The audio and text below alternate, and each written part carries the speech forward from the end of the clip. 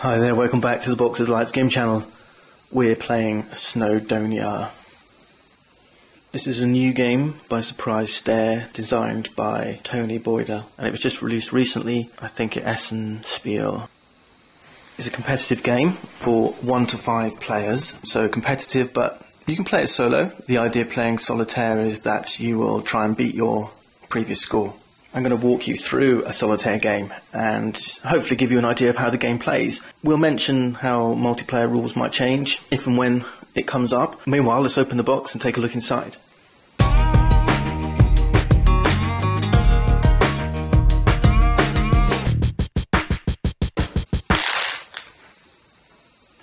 This game comes with a ton of wooden components, cubes, counters, pawns. When you get the game, when you're unboxing, you won't get this hobby box here, but they do actually put in a load of baggies, so you can bag all this stuff up. But I get these hobby boxes. Just drop me a line if you want to know where I get them from in the UK, and it organises itself really nicely in these boxes. I think Tony and his team have done a great job on the artwork. What a beautiful board! This is the back of the board. This is the side we're going to play on.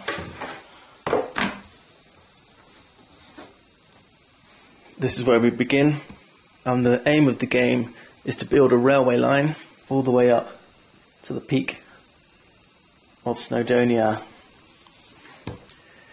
It's a competitive game, but you're cooperatively building this railway line. The idea really is the winner in a multiplayer game is the player who has contributed most to building that railway line, and I think that's really neat. That's not something I've seen in any of the games I've played before, where you're all trying to achieve a common goal, so you're kind of working together but against each other at the same time. It's awesome. And there's just little things about the artwork I love, like here the weather track, and you've got, you know, the first spot on the track is setting just behind the mountain here. It's quite a big board, so I'm going to have to work quite hard to show you everything during the setup, but let's work our way around it and I'll show you everything you need to know. Step 1 was get the board set up. Step 2 is give the first player the start player token, which is just a lovely little wooden train. We're not going to need it, we're playing solitaire. Step 3 is to pick one of these 5 colours, one for each player. So let's go green. We've got 4 pawns and 16 cubes. These green cubes. I'm just going to leave them in the box for now as it goes. Step 4, we're going to place one of our pawns in the bottom right here, and one of our green pawns goes here, and this is our surveyor in the starting station of Llanberis. If there's any Welsh folk watching, first off forgive me for my silly Welsh accent, but if there's any pronunciation I get wrong, you let me know. I don't know how, but but try.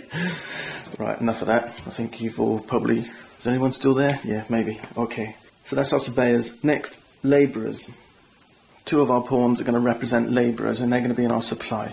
And the 4th labourer, this is the one who's neither a surveyor or labourer, he's back here in the pub. Step 6 is to find our railway station cards. There's a big stack of them, and it's these, they've got these arrows in the top left, and a whole load of actions and stuff here. So we need to take all of these guys, and there should be 8 of them. We're not going to use them all. First thing to know, they are double-sided, so they kind of got a blue side and a yellow side. For the regular game we use the yellow side. There is kind of a second scenario called Blanau Festiniog, which uses the blue side. There's also this handy setup card, and it does tell you for 1 player and for 2 players also, we need to remove the waterfall station and the passing loop. So stations number 2 and 4.5. So we won't be using waterfall or passing loop. We can put these back in the box for the solo game. And now we take the rest and we need to sort them into numerical order. And there's a number here in the top right corner. So we've got 1, 3, 4, 5, 6, 7. Okay, and we're going to place them around the board. And we're going to start over here next to Lamberes, which is going to be our starting station. So we're going to run from 2 viaducts, station number 1, and we're going to leave a little bit of a gap between them. And we're going to place them around the board, something like that, all the way up to the summit here, the last card. Step 7, we're going to look for the track cards. That's these, and they have a shovel on one side and these railway tracks on the reverse side. I'm going to give those a shuffle, so you have to do it a little bit blindly because they've got numbers on both sides. And once we finish shuffling, what we're going to do then is we're going to lay a certain number of these track cards between each station. Right, and the number of cards that we place is given by this name on the station. So if you look here at 2 viaducts, you can see it says with this arrow in the top left corner which says 2, lay 2 cards, track cards to the left of this station. That's what it means. So I've laid 2 here. Hebron station also has a 2. Halfway station has a 2. So we'll keep laying these in this way until we've got them all laid out. Alright, so we've laid them all the way around, right up to the summit, our final station. Once you're done, you can have a couple of cards left over. Just put them back in the box. You don't need them for the game, not solitaire. Next we need to take some rubble. This is step 8, and we're going to put rubble, that's these little brown cubes, on each of these tracks. So we've got to start placing rubble on each of these cards. And you can imagine that some of them got 5 pieces of rubble, this one's got 4. So you can imagine that, you know, each time you play, because there's a random setup, you're going to have a different kind of game. Right, so these are the numbers we're following: 4 pieces of rubble, 2 pieces of rubble. Alright, so we're going to take it all the way around the board, putting all our rubble on all of these track cards. And this is rubble we've got to clear away in order to lay tracks on those cards. In addition, at this stage we have to put rubble on these stations as well, because we've got to build the stations as well. And this time we're only placing on the squares that have the shovels. So there's one here with a shovel with a 4, a shovel with a 2. So for 2 viaducts here, we need to start things off with 4 pieces of rubble here and 2 pieces of rubble here. And we'll do the same on every other station. Okay, the next set of cards we've got to do, step 9, is the action space cards. And these are these, with these A, B, C, D, E, F, G on the top left corner. There's only 5 of these cards, but I'll show you what they do. These spaces here, A, B, C, D, E, F and G, they're places where you can place your action tokens each turn. So this is where your workers will go. Right? So worker placement is what this game is about too. And these action spaces are set up or drawn on the board as you would play them if you were playing a 3-player game. So if you're playing a 3-player game, you don't need these action cards. What these action cards do is they replace these spots with the correct graphic for the number of players that you have in the game. So if you're playing 4 to 5, you would replace the D spot with this card. Alright? If you're playing 4 to 5, you replace the A spot like this with this card. This A here is just for a 3-player game, so we need to replace it with the A for 1 or 2 players, which is this card. The B we don't need to replace because this, as drawn on the board, is for 1 to 3 players, and as we're playing solitaire, we'll just keep that as it is. We don't need to replace it with a card, right? So for solitaire, A gets replaced with a card, B stays the same, C stays the same, D will need to get replaced with a card, this one. E stays the same, F will need to be replaced by a card, and G will stay the same. Step 10, we're going to grab a couple of game markers. That's these. And we're going to place them up here on the work rate tracks. And at the start of the game, you want to place them here where these, if you can pick this up, these 2 little white dots are. 2 here and 1 here. Okay? One more deck of cards, and that's the contract cards. And that's these. They've got the Snowdonia and a little house on the back. On the front side, they have different contracts that you can pick up during the course of the game that are going to give you bonus points, or that modify the actions you're taking, give you a little bit bonus for this turn. These cards are going to go over here, but when we're playing solo, there's one thing we need to do first, and there's a couple of cards in here that you only use in the 3 to 5 player game, and we're going to get those removed. They're easy to pick out. They have 3 to 5 down here at the bottom. If you read the rules, it'll tell you it's cards numbers 28 and 29, so they're going to go back in the box. Everything else we're going to shuffle. The backs of these cards are all different, so do, if you can, shuffle blindly. Okay, and these are going to go here.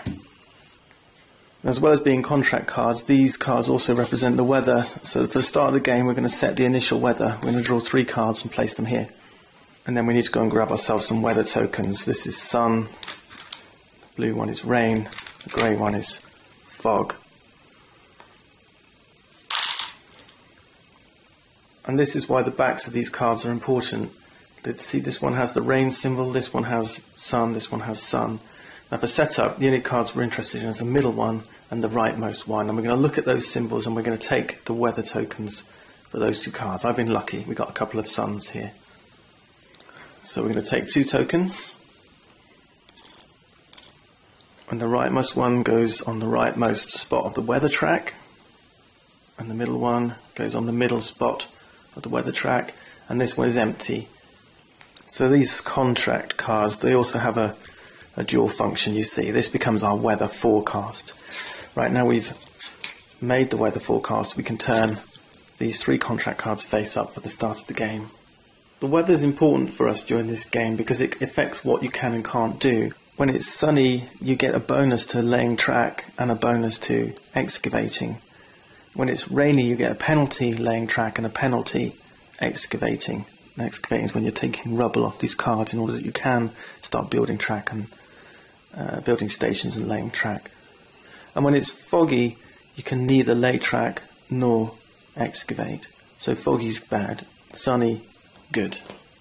Next thing we do, step 13, is the trains. And I know a lot of folks will be stoked themselves when they see these trains that they can ride up this track and ride up the mountain. Right, when you're playing solitaire though, the aim is that you start with train number 1, you get a score, then you try and beat that score with train number 2. So we're going to play with train number 1, and then the rest of these trains, they're going to go back to the box. They're not going to be available to us. When you're playing multiplayer, these all get shuffled up and selected randomly. So I'm just going to pop my train here over to the right in my play area with my 2 labourers.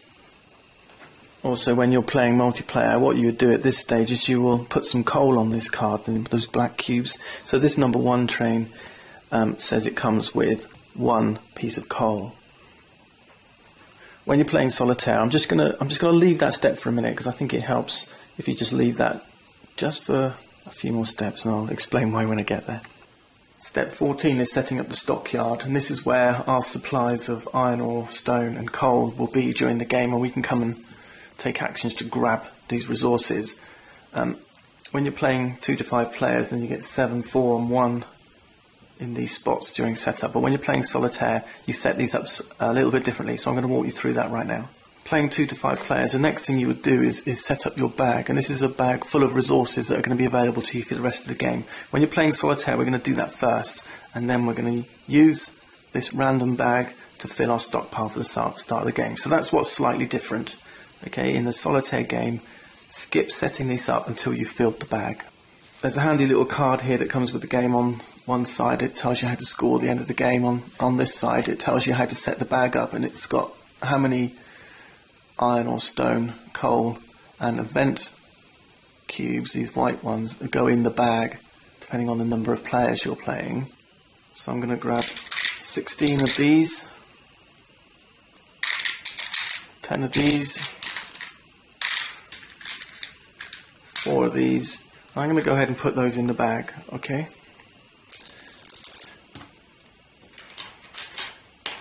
Now I've also grabbed myself 6 pieces of coal. And what I need to do is, from that 6 pieces of coal, I want to grab one and put that on my train. Okay, so my train comes with 1 piece of coal. So that leaves just 5 now in our supply. Alright, so some trains will start with 0 pieces of coal, some will start with 2. Alright, but for us it's 1, so we got 5 left, and those 5 will now go into the bag. Okay, and that's how we set up the bag for solitaire. And once we've given that a good shuffle, we need to draw out 6 of these, and that'll become our stockpile for the beginning of the game. So let's go grab ourselves 6. Any white ones that I draw, I'm going to put those back in the bag and I'm going to replace them. So I've got at the moment 2 orange, 1 black, 1 grey, 2 whites. Let's grab 2 more. Okay. Got an iron ore and a stone, and I'll put these 2 white ones back in the bag. We don't need those for now. So those become our starting resources, and we'll put them in their respective spots in the stockpile. So that's it. Setup is complete. We're ready to begin playing our first round of the game. Join me next time and we'll kick off playing Snowdonia.